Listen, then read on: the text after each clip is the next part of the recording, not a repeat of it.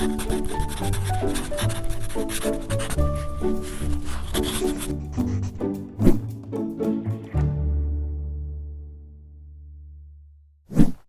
I'm Dawn Durham, and welcome to PaTTAnpod. If we think about the traditional language arts block in a classroom, we see evidence of reading instruction, and oftentimes a separate block of time for spelling that is typically shorter in duration. Spelling is important on its own, and we need to provide spelling instruction in conjunction with reading instruction. Joining us today is Dr. Rebecca Treiman, a researcher and college teacher who will be bringing what she knows from research to our discussion today about the intersection between spelling and reading. Dr. Treiman, it is an absolute joy to have you on PaTTAnpod today. Welcome, and thanks for joining us. Yeah, thanks for having me. I'm excited.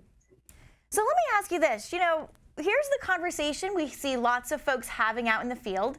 Is spelling instruction important? I mean, let's think about this. We have spell checkers and we have all this technology now that can help us with our spelling skills when we're trying to get our thoughts down on paper. So what's the research on whether or not we should be providing spelling instruction in the classroom?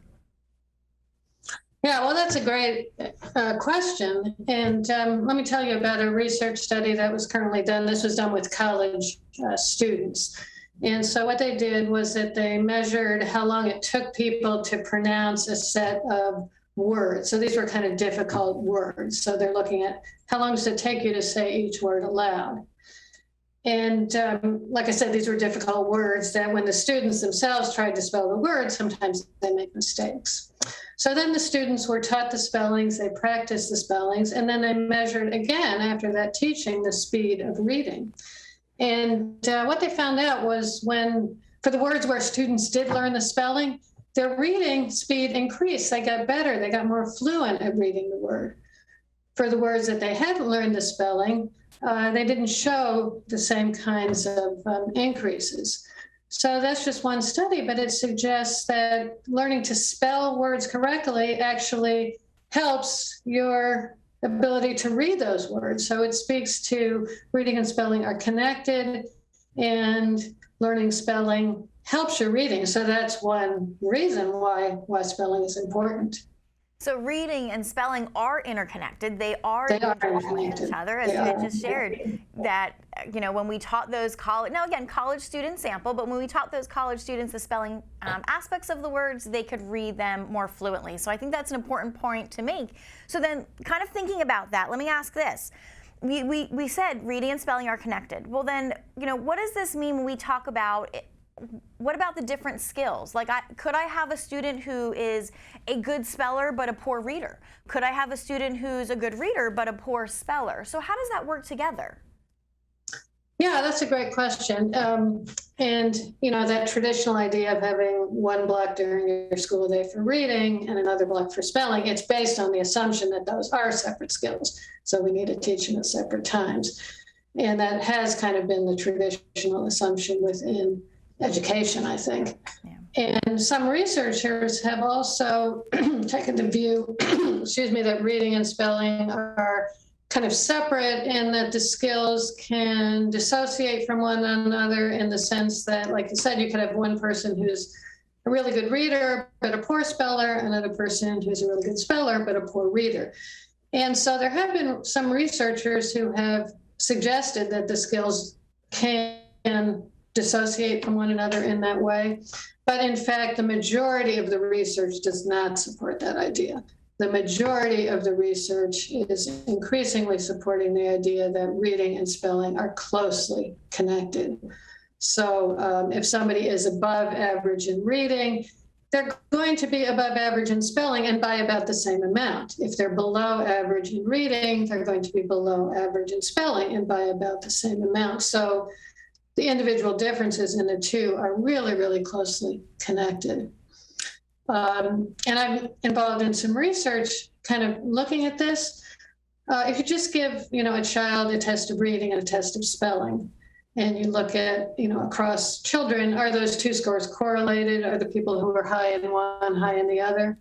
And in general, they are, but, the correlation isn't perfect. But part of the reason that the correlation isn't perfect is, well, the tests themselves are imperfect, if you take some steps to, let's say, give each kid several tests of spelling and several tests of reading, and get a better measure that kind of averages over sort of glitches or lack of attention on one particular test, then you find that the correlation between reading and spelling is amazingly high when you kind of rule out that, sort of take steps to deal with the imperfections of the test. And it's not perfect. It's not totally perfect, but it's really, really close. One of the big researchers in the area of spelling is Dr. Linnea Airy. Some of your researchers, very well known among researchers, very well known among educators too. And she wrote an article, I think 10 or 15 years ago, and it had the title, "Reading and Spelling Are One and the Same, Almost." And that's what the research is increasingly supporting. They're very, very closely connected. And so that's an important thing to keep in mind. But another important thing to keep in mind is that even though, somebody who's good at reading is also good at spelling, spelling is in general harder. It's harder for everyone. So everyone has some words that they can read and understand, but they have trouble spelling. So for me, one of those words is necessary. I have trouble when I can read it perfectly well, I understand it perfectly well, but when you're reading, you can kind of gloss over these subtle things, like whether there's two C's or whether there's one C or whether there's two S's and one S. You can read the word fine without that because there's no other really similar word. But whenever I go to spell that word, I really have to say, oh my gosh, is it two C's? Is it one C, two S's, one S? So that's an example of how spelling is harder. Well, really, if you think about it, and help me out here, but reading is a recognition task, spelling is a retrieval task. So it would be a harder task than that reading. Exactly. And, I appreciate that you had said, well, we may have some more traditional views out there that reading is separate and spelling is separate. The evidence, the research suggests that they are actually very tightly connected. And you had said, correct me if I'm wrong, but we wouldn't see these large disparities that we're kind of referencing here. A super speller and a poor reader, or a super reader and a poor speller. We wouldn't really see those large disparities because they're so tightly interconnected. They're so closely connected. They're so closely connected. The connection isn't 100% perfect, but it's really close, so we do not see those large disparities. Okay, so then let's think about spelling instruction, because you and I have both heard you can't teach spelling. There's so many exceptions, right? All you can do is rote memorization. So speak to me a little bit about that argument that you and I have both heard numerous times out there. Right. And that's really the basis of a lot of traditional spelling instruction, that idea that, English especially is so irregular that, any kind of rule you would teach, it just got so many exceptions. And so then that kind of leads to the idea, well, the only way to really teach spelling is by rote memorization. Let's give children a list of words on Monday, and then we'll test them on Friday. And in that kind of traditional instruction, the words really don't have any linguistic characteristics in common. It's just maybe a list of common words or a list of words related to the weather. And children are encouraged to learn them just by maybe looking at it and then covering it and trying to spell it themselves. So really no discussion of the reasons why the words are spelled as they are, or any kind of common spelling patterns. And that's all based on the idea that there really isn't much there to teach because the writing system has just got so many exceptions. But the more we learn about the writing system, the more we see that there are actually rules and patterns that are useful to know and that do benefit spelling. Yes, there are some exceptions, but if there's a small number of exceptions, it doesn't mean just totally throw out the pattern. It means, this is a useful pattern. It's not going to work for every single word, but it's going to work a large percentage of the time. So, just as a few examples, think about double consonants. Double consonants can occur in the middles of words. They occur sometimes at the ends of words. They hardly ever occur at the beginnings of words. That's something useful for kids to know. Okay, there is the word llama. That's an exception. So it's a rule, there's an exception, but it works most of the words. There's very few. I think llama might be the only word in English, and it comes from Peru. That's about the only word that has a double consonant at the beginning. Or another example would be double consonants at the ends of words. There are some consonants like L that often double at the ends of one-syllable words. So you have bell, you have hill. But interestingly, there's another rule there. This kind of doubling happens only after a single vowel letter. It doesn't happen after a sequence of two vowel letters. So you never spell seal as S-E-A-L-L. You don't see double L's after double vowels. And for that one, I can't even think of any exceptions. I think that's a really, really solid rule. So those are interesting rules. They deal with sort of sequences of letters. And then other rules, of course, deal with sounds. So let's, just to give you an example, the sound ow. So you think, how do you spell ow? Okay, sometimes it's O-U, like in loud. Sometimes it's O-W, as in clown. And so some spelling programs teach, okay, there's two ways to spell ow. You can do O-U, you can do O-W. And that's fine, but we can even go beyond that and say there's some context, there's some kinds of words that have the OU and some kinds of words that have the OW. So the OW spelling is typically found before L or N, like howl or clown or down. When the ow sound occurs before an L or an N, it's usually spelled with OW. When the ow sound occurs before some other consonant, it's usually spelled as OU, like loud, OU, shout, OU. So there we can look at the consonant that follows the ow sound, and we can say if it's an L or an N, it's usually going to be spelled with OW. If it's something else, it's usually going to be spelled with OU. Usually works. Yeah, when you think about this, you're talking about patterns and rules. I mean, that's what our brains are, right? Our brains are pattern seeking. So if we explicitly teach these patterns and these rules that we experience in our English language, yes, there's going to be a rule breaker here and there, but as you had said, the majority of the time, these patterns and these rules apply, versus let's think about what the more traditional viewpoint is. Let's give our students a list of 20 words. On Monday, they spell them on Friday, and we create Friday spellers. By Sunday morning, those kiddos have no idea what words were on that test, right? Because it just kind of went right out of their head. So what do we want to produce? Friday spellers, or students who can actually understand the English language and do something with those patterns and the rules? And I think that's really an important point to make when we think about spelling instruction, especially as we're moving into a new academic school year. How might we want to shift our thinking about spelling instruction to enhance and refine our practices?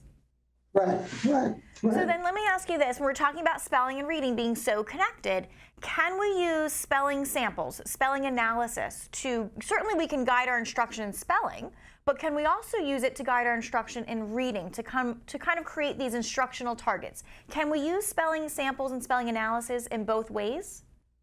Mm-hmm. Well, certainly analysis of spellings can help spelling instruction. And just to give you an example of that, a common kind of error that we see in maybe kindergartners, first graders, is with spelling consonant clusters, words with consonant clusters. So a child might spell the word snake. They might leave out the N. They might write S-A-K or S-A-K-E.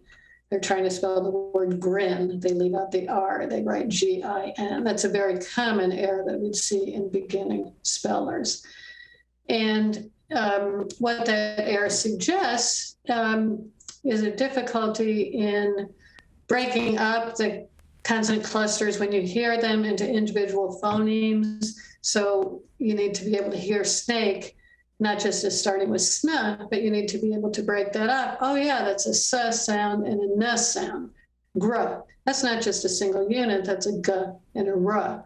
So a teacher who can look at the mistake, it's not because the child, if the child spells snake as S-A-K, it's not that they don't know the letter N in most cases. That's not usually the problem. It's not that they're mispronouncing the word. In most cases, they're pronouncing the word totally fine. So if we can think about the reason for the error, realize that in most cases, it's not a lack of knowledge of the letter, it's not a mispronunciation. And then we can say, okay, it's reflecting this lack of phonemic analysis, dividing up that cluster into individual sounds. And so what the child needs is practice with phonemic analysis with clusters. And that's going to help the child's spelling. And we know that phonemic analysis teaching also helps reading. So that's just one example of how kind of using analyses of spelling errors can really help us direct teaching.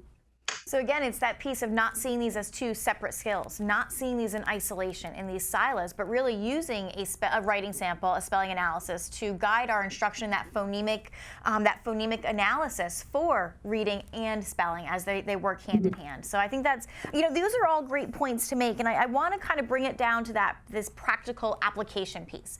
For those teachers out there, for those instructional leaders of the classroom, what do we need to be able to articulate? What do we need to be able to do and know to enhance our spelling instruction as we're coming up on a new school year? What can you offer those teachers? Well, I think one thing is just how cool and how interesting the English writing system is. So taking a look at the English writing system, thinking about its rules and its patterns. I'm not dismissing it as, totally chaotic, totally unprincipled. Becoming interested in why are words spelled the way they are.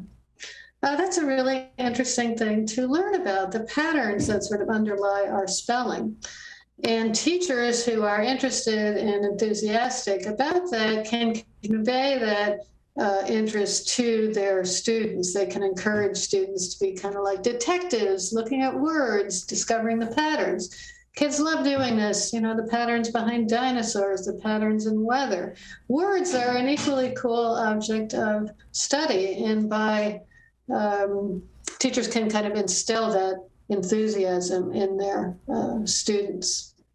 So foster this sense of curiosity is what I hear you saying, right? Foster a sense of curiosity amongst your students. Mm-hmm, mm-hmm.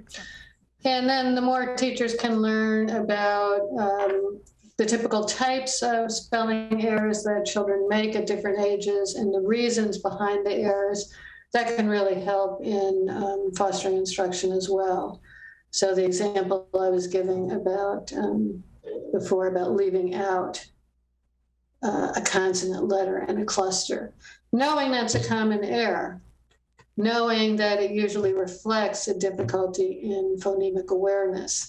That's a really useful thing for a teacher to know, and can help them to know what to do in the case of that child. So the more teachers can learn about spelling development, the better teachers they can be. And perhaps I think I'll add to that list, as you had kind of alluded to that, is really framing the English language and the spelling of our English language as unique and cool versus chaotic and wacky, right? Kind of taking that out of our repertoire and using the terms cool and unique when we talk about our spelling words and our spelling patterns. So just to kind of bring that back for that, again, for that application piece, we're talking about fostering curiosity within ourselves and our students for our spelling, thinking through common spelling errors, and that analysis of spelling errors can really help us to guide our instruction, know what's common, what may need to be red flagged for us for spelling and reading instruction, and then just really being able to understand and grasp spelling development, so that we know where there is a concern, where we need to intervene, how we need to provide that explicit instruction. Am I getting all of that correct when we think about teacher application of spelling? Wonderful. This is such an important conversation, as we had kind of started out our time together, Dr. Treiman, talking about, rather than seeing these reading and spelling in two different buckets, how they really enhance each other and how we want them to be in alignment. Instead of having two parallel systems, we really want this integration of reading and spelling. And as you had so graciously shared with us today, there are ways in which we can do that as the instructional leaders and as learners for ourselves. So I'm so appreciative that we got an opportunity to speak with you, and I certainly look forward to future opportunities to chat with you about spelling. think so. Yeah, this has been great. And thank you very much. Thank you to all of you in the field. You are truly an inspiration to us all. A special thank you to John Ragsdale for producing this podcast. We'll see you next time on PaTTAnpod.